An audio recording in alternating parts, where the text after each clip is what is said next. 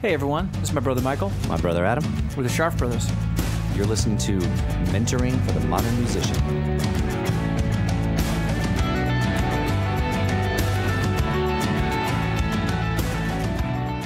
Hey everyone. Hey everyone, welcome back. Welcome back to the podcast. Welcome back to another riveting episode of Mentoring for the Modern Musician.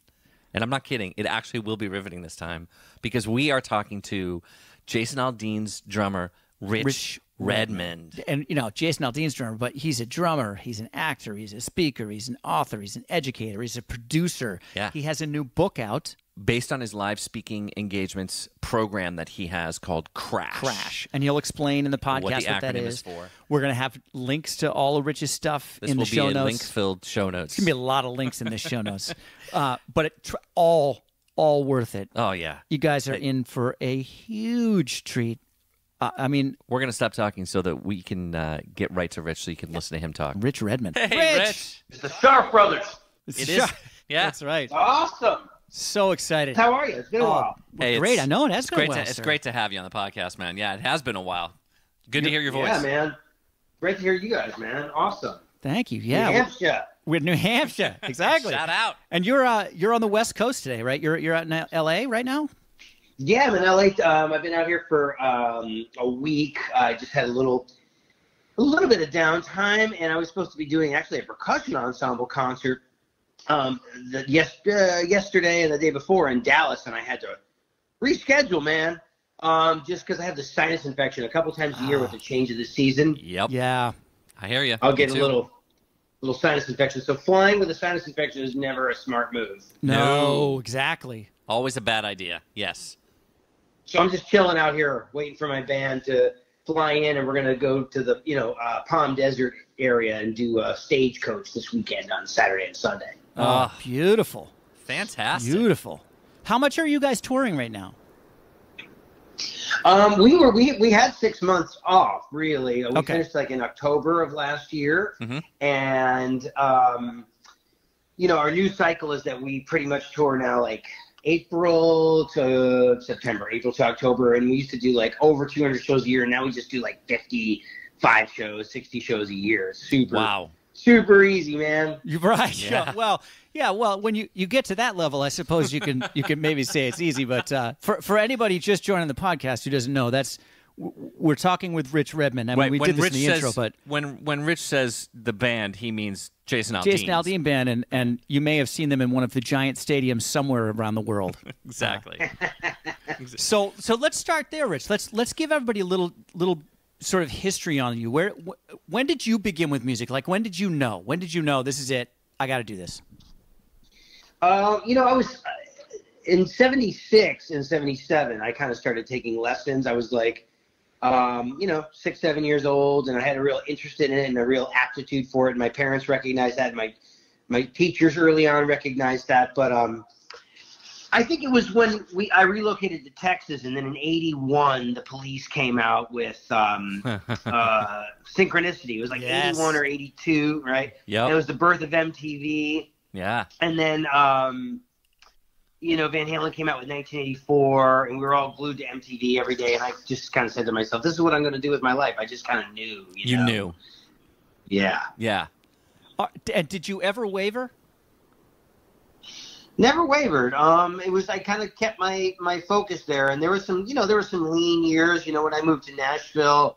Right. The first couple of years, there was, I had tons of experience, and I'd been playing years and years and years, and I put in my tens of thousands of hours of practice, and I had my master's degree in music, so I had played all different kinds of music.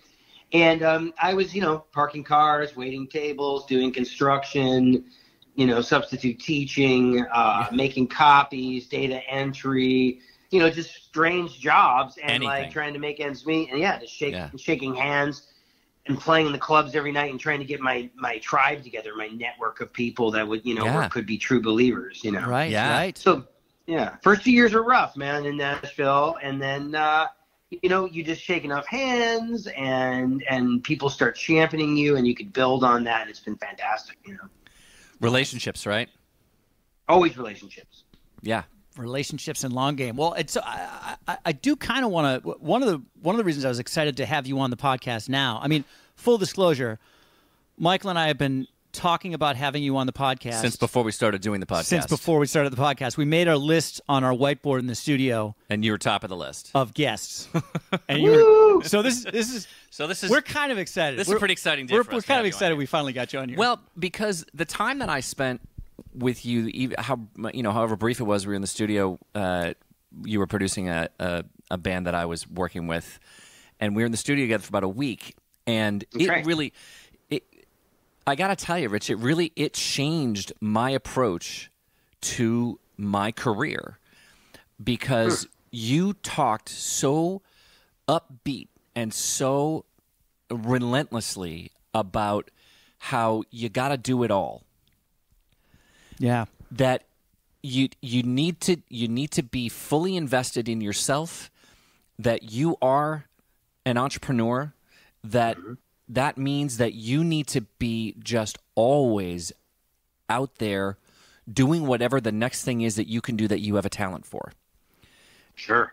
Right? And it really, what I realize now that I've done more research on you, and you've got this great book that just came out that is, what, 29 on the Amazon? Yeah, it made a right? nice. It made a top 50 rock musician biographies and top 100 self-help books. So I'm super excited about it. Beautiful. Which is phenomenal, and Yeah. it's based on your crash course for success, right? Yeah, Crash is basically my speaking platform that I've been speaking on for about 12 years. It's super easy to remember. It's an acronym. It stands for commitment, relationships, attitude, skill, and hunger. So these 5 things make up Crash, and it's kind of like the basis of my my life philosophy, my life coaching, my motivational speaking, my private drum teaching. It's kind of the basis of kind of a mantra for a living that I can kind of wrap everything around and kind of use as a fun pillar or 5 pillars that I can kind of lean on every Yeah. day. Yeah. And it's what I love about it is I love the acronym, but I love what it stands for, and I love that it really helps people understand in a really clear way what you're talking about. Like your messaging is just dead on. It's just Right. so easy to understand what you're saying. The actions you're talking about aren't necessarily easy. They're demanding, like any getting better or at whatever you're doing, whether it's personally or in your profession or in your career as a musician. That takes effort and it's challenging. But the way you approach it is very clear and positive and uplifting. Well, thanks so much. Yeah, you bet. It's the book, it's really easy to get. You can just type in my name on Amazon, Rich Redmond, Crash book, it'll come up, and it's available in 2 formats. You have people that love reading on their electronic device, in any format, any manufacturer. You just download the Kindle app to your Nook, to your Barnes & Noble reader, to your iPad. That'll work. Or, you can have, in 2 to 3 days, you can have a physical copy of the book printed up and delivered to your front door, which is what a lot of people are, there's a surge. People are going back to holding books and, being on the beach and not having to worry about the glare of the sun, on their device. Yep. But yeah, it's basically a part memoir, part biopic biography, and a self-help book at the same time, but through the eyes of a musician, is somebody that has navigated this ultra insane business, which is really, it's hard to call the music business a business. It's more like the old West. It's like there's no rules. Right. Yeah, man. Yeah, that's perfect. I love that. Yeah. No, that's great. And so I do. Maybe we can talk about some of the other things that I wanted to talk about with you. But let's think of it all under the umbrella of Crash, your philosophy for life. And it is, one of the things that you talked to me about when I was lucky enough to spend that time with you was that you did this as you used your platform not just for teaching drums, not just for drum instruction.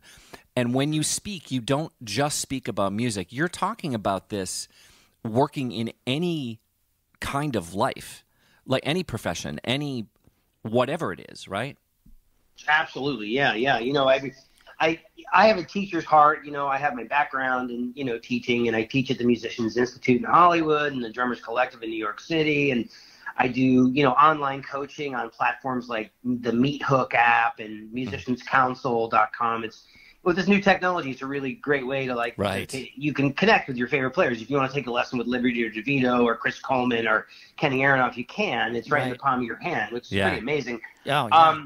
But I started doing drum clinics at Guitar Centers and Sam Ash's and mom and pop music stores, and then it became college music programs, and then it turned into high school graduation ceremonies, and then like community events and Rotaries and young presidents organizations, and then it turned into like me speaking to like Fortune 500 companies and now Fortune 100 companies, where people get together on a sales retreat or a sales breakout session, and they'll call me usually to open or close the event, and not necessarily be your dad's motivational speaker, but a guy that's like kind of crazy, like like Jerry Lewis meets Animal from the Muppets, plus Tony Robbins, or Gary Vaynerchuk or somebody like that. Oh, man, I love that.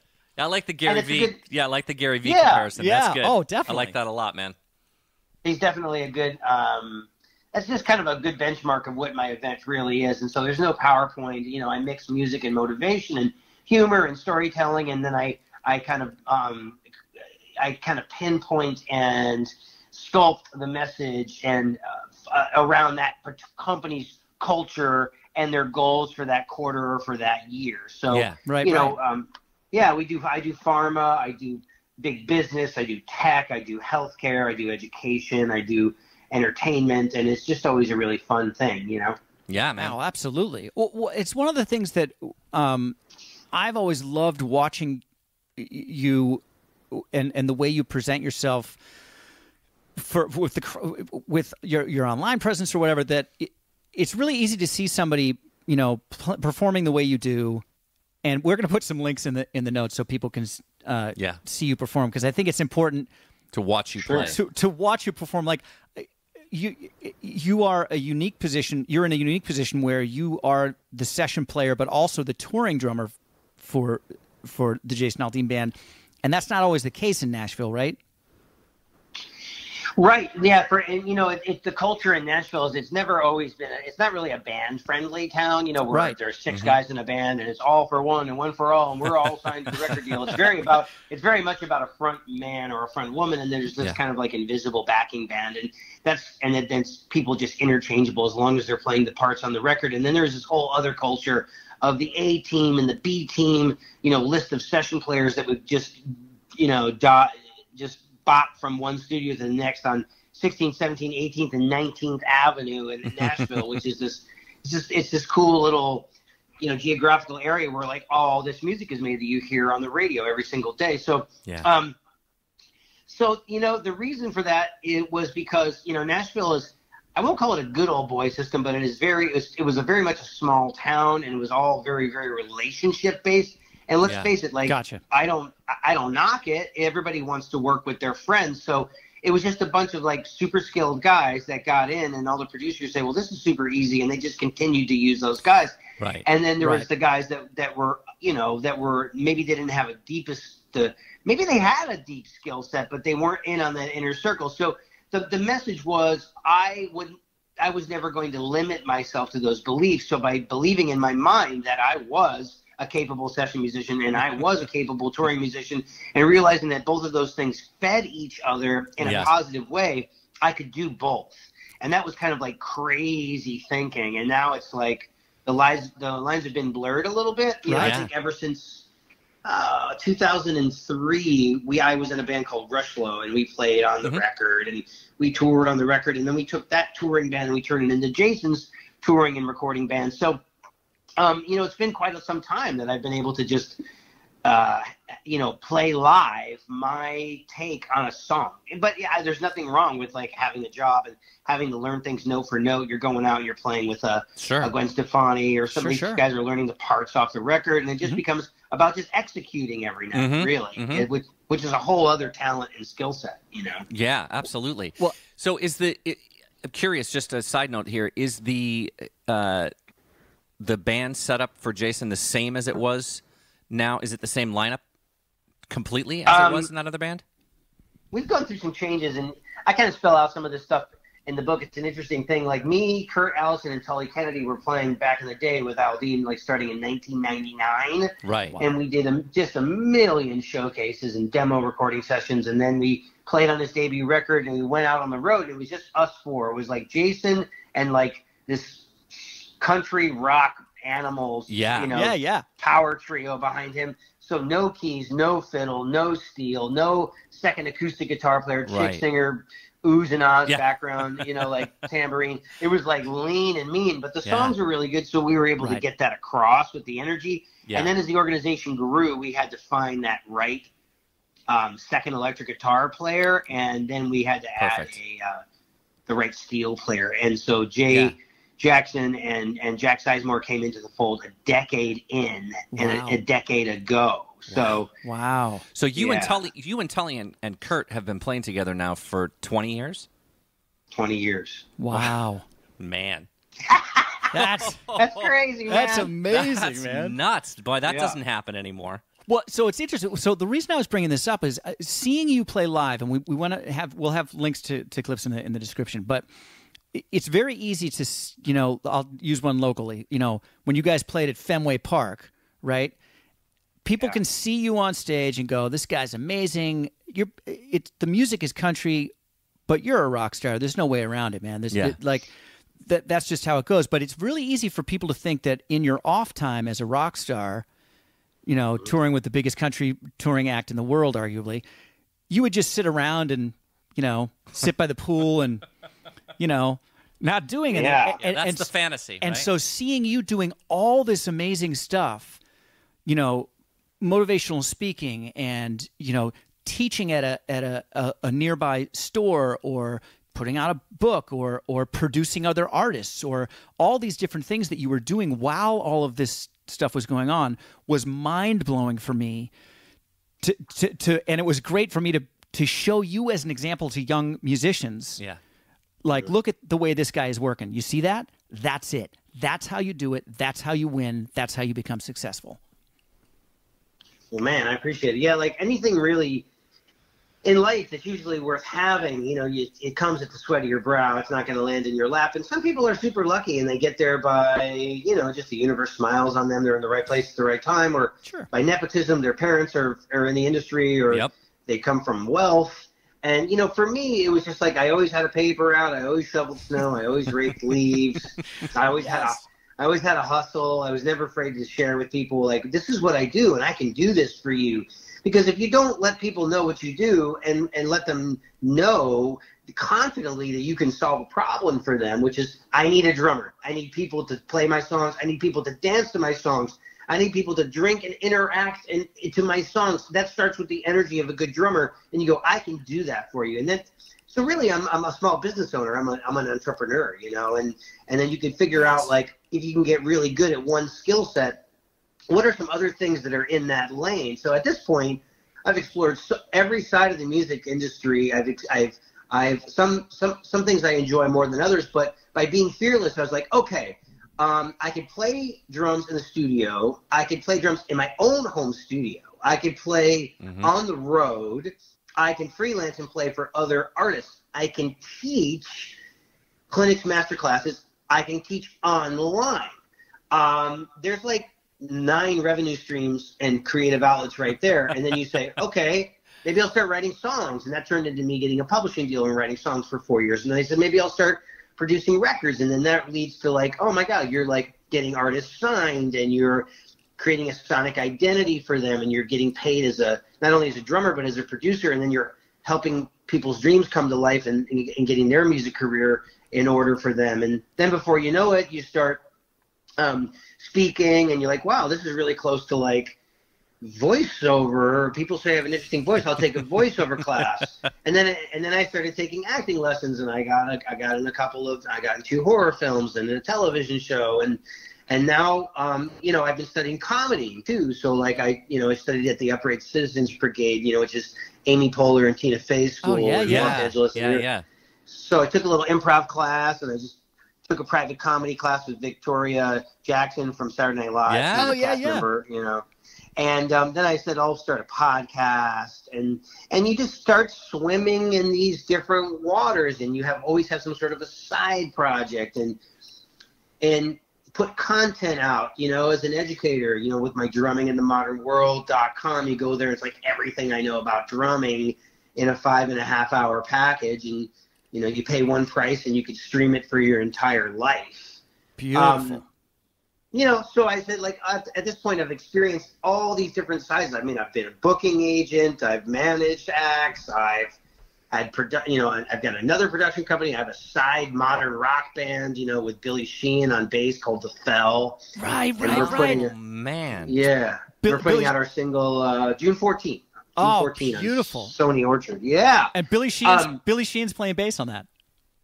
Yeah. So it's a fantastic project. And it's so funny is that it's kind of like modern rock that's like, it's got some like super pop and, you know, hip hop and undefinable genre influences of like, you know, the 1975 and some super modern bands like that. And then also,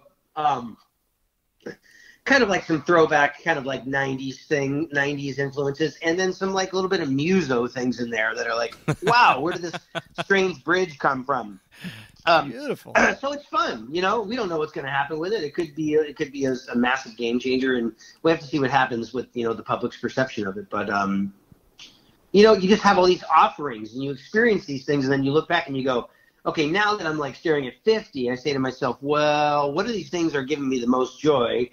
Yeah. Which of these things are the least, you know, it's like time for money. So it's like, okay, well, how do I enjoy spending my time?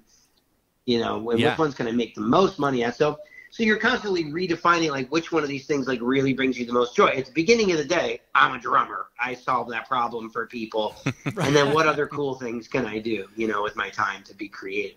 Absolutely. I just love that, and I love one of the things that you talked about, you know, really early on when you were just discussing your approach, is the same thing that you talked to me about however many years ago that was, 5-6 years ago, about that you're an entrepreneur, and that it's about looking at your skill set and then identifying revenue streams that where you can solve problems for people in that skill set. And I think it's one of the things that Adam and I talk about all the time when we're, you know, the whole basis of this show is to try to give real information about the industry right now as it is to up-and-coming musicians so that you dispel the myth, right? And one of the myths is that you get to just focus on one thing. Right. And that's just not usually the case for working musicians. That we need to, right? Yeah, it used to be. It used to be when the music business was thriving, you could just be a dude that rides around on a tour bus and makes fantastic cash, or you could be just signed in a band and do that, or you could be a full-time songwriter, or you could be a full-time record producer. And some of these people are good enough, they just stay in their lanes and they're just so great at what they do, or, you know, and then you also have to define, you know, what success is to you and what does that mean financially and how much money do you need to all these factors to go together. But for the most part, I know that for a long time that really successful musicians that are in my lane, in other words, my name isn't on the billboard, some other guy's name is on the billboard, and I have to make him look good. Right. So that's kind of my job description. So for guys like me, we really have to multitask. If we want to have like a super quality life and, not be stuck in a Toyota Yaris or something like that. We have to we gotta really multitask, man. Right. You know? You really have to plan for your future. And when I talk to folks in corporate America all the time, even ones that are operating at a high level and they have these massive salaries and they're super high up the food chain, you know, I've done 12 speeches for Cisco. They basically run the internet. You know, we wouldn't have an internet without them. So, these people are super high achieving, and I've survived like 10 axes falling at Cisco. And one of my good pals is like, dude, I didn't get cut again. Right. And Because they're totally going from a cloud-based, a hardware-based company to working with everything in with software and the cloud. You know, so that's massive disruption. Right. So even those people have a nice corporate job, at any time the heads can roll, and they've got that resume out, and they're working for themselves again. So we're ultimately always working for ourselves. We're all entrepreneurs, right? You know, at all times. Yeah. I like that. I like that. I like the way of that way of thinking about it. That you can't. I will sometimes describe it to young musicians who are beginning their career that you want to be sitting on the edge of your seat, not leaning back. You want to be prepped for what's coming always, rather than feeling like, oh, I got this, now I can settle back. Because the second you settle back, you stop paying attention, and then, like you said, even if you're working for Cisco, man. You know what I mean? Yeah, and it's the other side of it. The other disease is not giving yourself any time to smell the roses and to sink into a place of happiness and gratitude. So for me, if every single day on the road is spent going, oh my God, I got a book deadline, I got to do a clinic, this is happening, oh, I got to learn my lines for this next up. I'm doing so many different things that sometimes I'm not just like, sometimes I just want to sit there and go, oh my God.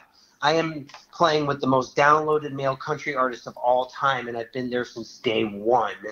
Yeah. Maybe today you should just sit in this lounge chair backstage and watch the ocean come in and, like, you know, just chill and then just have a fun time tonight playing your show and kind of, like, drink that in. You have to kind of have some, like, pinch me moments, like just moments of gratitude. And I try to do that every day. Like, when I get off the phone with you guys, I'll probably go take a shower. And my shower time is my gratitude time. And that's when I say, you know, it could be God, it could be Buddha, it could be your version of the universe or a higher power, and you just say, look, and I'm so happy and grateful that I have my health, I have my family, I have my friends, I have a roof over my head, I have transportation. Most importantly, I have the skill set that you allow me to make a living from, and from not only making a living from it, I'm able to affect people in a positive way and actually change their lives. And it's so funny, I get messages from people like, hey, you know, you played a concert with Rick Orozco in 1998 in Dubai or South Korea, and I was in the military at the time, and I was depressed, and I missed my family, and you really changed my life. Or I heard about your crash philosophy at a dingy drum clinic in Manchester. You know, it was, you know, New Hampshire, and there was like 5-10 people in this back dusty room of a drum clinic, and you told me about Crash, and it got me through like my parents dying and my midlife crisis, and thank you. So it's like you never really know like the crazy little things that you do in your life, how these things can have massive impact on people and the world, right? Yeah. It's crazy. It really is. That's really interesting. Rich, that may be the first time I have heard any, like, and take this in the loving way it's meant, crazed entrepreneur-driven dude or dudette say that they actually do take some downtime and schedule it in. Because you're right. People are always talking about the grind. People are always talking about making sure you're working real hard. But there is an absolute necessity to breathe a little bit and get centered. I love that. I love hearing that from you. That's brilliant. Well, that's every meme on Instagram is like, if you're not rising and grinding, you're not, you know what I mean? It's like, all right, we get it. I've read every single one of those books, dude. I get it. But you can tell them what chapter of what book they're in, right? While they're saying that. Yeah, I mean, and it doesn't have to be a lot. Like today, I got a very scheduled day, and it's thankfully to guys like you who actually care, that want to like do a podcast, and I'm talking about my book. I mean, it's just like, it's a busy day, but I'm probably going to take a little time and go to my favorite little coffee house over in Hollywood. The people watching is amazing. The weather is amazing. I'll sit there and I'll drink a nice coffee, and I'll just like try not to be a slave to my phone and just kind of drink in the moment. Yeah. Nice. You know, maybe having a loved one. It could be, you know, you don't necessarily. I mean, I've survived 2 marriages. You know, I can't get that right.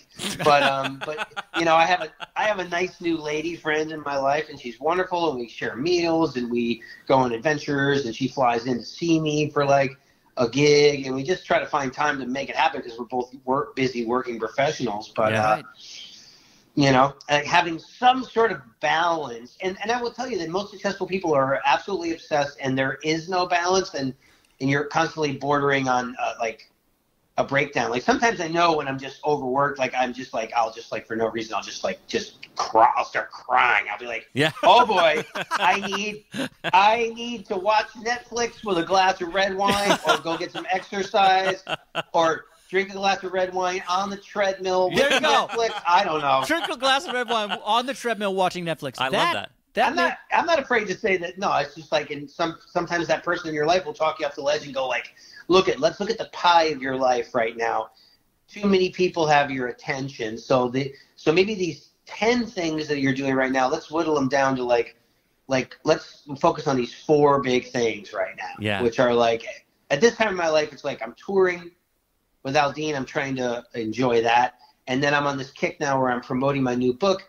But that's not enough. I've got like 5 other ideas for my next 5 books, right? Of course. And then, I'm doing my teaching, and then the Fell record is coming out. So I'm not really producing or writing songs right now. So you just give certain parts of your musical diet like rests, and the calendar fills up, and you have to watch your energy and make sure that you have enough energy for people. Like this week with the sinus infection, I had to pull the plug on something. I had to reschedule. A bunch of high school kids were counting on me to come in and play with them. We were going to play the music of Queen with their percussion ensemble. I was like, if I don't take care of myself and get better right now, I can't be there for Aldean, right, which is my main job. Yeah. So I have to reschedule this other thing. You know? Yeah. No, that's again, that's great. It's great advice that you need to sometimes take a look at that pie and go, look, I can't have 10 slices. Really, 5 is the most that I can do. That's it. Right. And That's a nice pizza. That's a nice pizza. That's a good pizza. That's a good pizza. 5 pieces is plenty. You know what I mean? Yeah. Yes. There's not enough treadmill to get more than 5 pieces. That's plenty. So, no, especially if it's a gluten-free cauliflower crust pizza with vegan cheese. Yeah, that sounds like mine. How did you know? How did you know that's my order? How did you know? You just made my order there, Rich. How did you know? Well, I love hearing you talk about prioritizing that way and saying, the Jason Aldean gig. That's your gig. That's the one that's one on the list, and then you got these other ones, and you know that you have to take care of yourself so that you can do whatever is the priority there. So I love that. I think really great stuff for aspiring and emerging artists. Well, established artists to hear Absolutely. that's really important. Yeah, and those young artists, man. If you guys want to have success in the music business, it's just like it's harder than ever, but it's easier than ever to find an audience because there's so many platforms. Right. So just roll up your sleeves and get busy and create that fan base. And if you can find, 1,000 people in the world that are rabid fans of what you do, if you sell them $100 product once a year, you're set. Right. Yeah. That's amazing. And now you don't have to worry about somebody at Cisco firing you. You know what I mean? Yeah. I love that. Just find those 1,000 people. Find if you can find more, that's even better. Right. That'll buy a product. But it's really that's do it yourself. This do it yourself economy. Even if they never break through and have the traditional major label record deal, which is getting harder and harder to do. And then if you do that, the labels have their paws in every revenue stream, your T-shirts, your publishing, everything. So why not do it? Can you figure out a way to do it yourself? That you might as well, try. See where it takes you. Don't be lazy. Roll up your sleeves, buy a van, get out there, build an audience, and get on the socials and sign every autograph. Yes. And be grateful and be at your best and stop complaining or go and do something else because there's easier ways to make money than the music business. I'm telling you that. Yes, that is the truth. You are speaking truth right there, my man. Exactly right. Yeah, only do it if you love it because there are easier ways to make money. Don't get into it for the money. Exactly. Start a drop shipping company. That's at least all about the money. So Yeah. So that's great. I love that you just brought up for younger audience, because one of the questions that I wanted to ask you is, from your insider perspective, particularly in the Nashville world, what kind of changes are you noticing, over the last 10 to 15 years? We all know that records aren't selling anymore. And that's pretty typical across the board. But what kinds of stuff that are you noticing in your genre that people need to watch out for, that might be landmines now that weren't, 10, 15 years ago? Yeah, landmines. Yeah, there's no rules. There really are no rules. I think people are, the labels are just not signing everybody. They're looking for you to already have an audience. They really are looking for you to have the whole package and be the brand, right ahead. Right. It's like, oh my God, can this kid perform? Can they sing? Do they already have a fan base? Are they already writing great songs? Are they marketable? What do they look like? It's like, if you can give them the whole package, Yeah. There was a lot of recording artists in the 70s. I loved that the 70s was just like, whatever. There was all this massive experimentation, and there was like, out of shape and ugly people that had record deals. And there just would never happen anymore, because it's such a visual world, Right. And we don't even want to look at pictures anymore. We have to have video. We're definitely not reading, so. Right. So it's something to think about there. Like, you can't just be a great musician. You have to somehow make yourself a marketable product. Yeah. Right. To reach the masses, So I would just say, have your skill set together, learn about business, learn about harnessing the powers of social media, branding, marketing, all that stuff, and make it as easy as possible for a label. And maybe you don't even need them, maybe you don't need them. You kind of need them to break big and be the next Gwen Stefani. You need a right. But maybe your definition of success is somehow, can I make $100,000 a year by catering to those 1,000 true fans? Right. Right. Yeah. Yeah. Well, I like that. That's the second or third time that you've brought that up in this conversation. The idea of spending some time defining what you would consider success. Right. And that may be different for different people. Yeah. Totally. I mean, some people are like, they're very happy to be the best drummer in their small pond, and they play with the best band every Thursday, Friday, Saturday night, and they have a cushy job, and then it allows them to be a dad, or have the balance, of that stuff. And then other people are like, hey man, I'm a single dude. I love this cruise ship lifestyle. You got guys that have been playing on boats for 20, 25 years. And then you got people that are just like, I want to see how far I can take this thing. So like all the guys that I went to college with, whether it be like Keith Carlock, who's playing with Steely Dan, or my Blair Cinta, who went on to play with Alanis Morissette, and Melissa Etheridge, and like all my buddies. We went, Jim Riley with the Rascal Flatts, and Jason Sutter with Marilyn Manson. It's like we all went to the same school. We said we all have to go to New York and LA, and all my friends went to New York and LA, and I was the only guy to go to Nashville. You're the only one. And it's like, I was the only one. And they're like, what are you, crazy? Like, the music hadn't become very cosmopolitan yet. It was still kind of giant hat music in like 1997. But Jim and I, we took it seriously, man. And we approached it as a genre, and we went out and we shook hands, and we survived and hung out until we could thrive. And now it's so interesting that people are graduating from music schools. They're not even bothering with New York and LA anymore. They're going right to Nashville. Yeah. Which is crazy. No, that's true. That's it. That's actually a great point right there too. That is one of the big things that changes geographically, where people go to pursue music has changed. Nashville is definitely the biggest destination now for that, right? Yeah, it's crazy. And I mean, I see the offerings in these other cities, and I say to myself, you know what? I could live in New York. I could play bar mitzvahs and bat mitzvahs and corporate parties and weddings and do the tri-state area, and maybe I could do a Broadway show because I have my reading together. Right. And then it's like, well, do I want to?